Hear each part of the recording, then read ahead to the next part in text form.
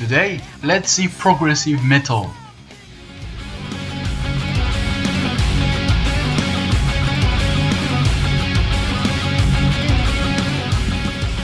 This style, that is a fusion between heavy metal and progressive rock, appeared in the 80s.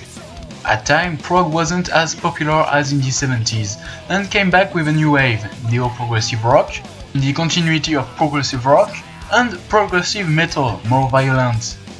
Like in prog, musicians are very good, compositions are long and complicated. Concept albums, jazz fusion inspirations, and a touch of heavy metal make prog metal sound more concrete. Dream Theater, Queensrÿche, Tool and Fate Warning are so many American bands that knew the success in the 90s with their progressive metal. Progressive metal will also have some subgenres, issue of the fusion between progressive metal and other styles of metal. Most famous ones are technical death metal and mathcore, fusioning metalcore and prog. In the beginning of the millennium, new prog is the third wave of progressive rock, with bands such as Muse, Anathema, and 30 Seconds to Mars that have an instrumental sound close of metal. A true subgenre of progressive metal was born in the beginning of the millennium.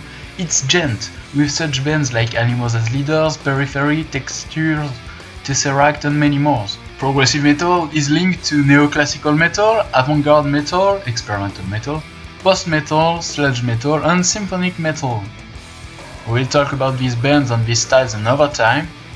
If most of progressive metal bands are based in the USA and in Northern Europe, there is a British band we've got to talk about, Porcupine Tree. The band was formed in 1987, led by guitarist Steven Wilson.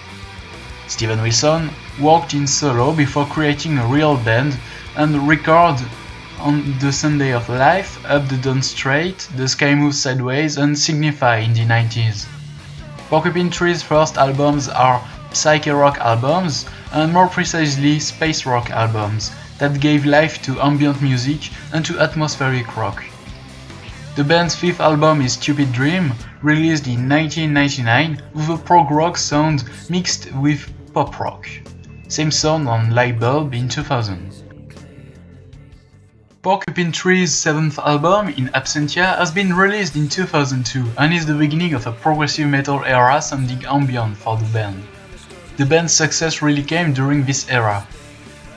Porcupine Tree continued in 2005 with its bigger success, Deadwing, eighth of the band, with the participation of King Crimson and Opeth musicians. This album is dark and inspired by Dream Theater's music.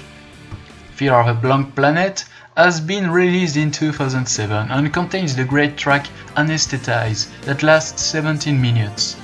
It's considered the apogee of Porcupine Tree. In 2008, the band records the near-recurring EP, and the Incident album, 10th of the band, has been released in 2009.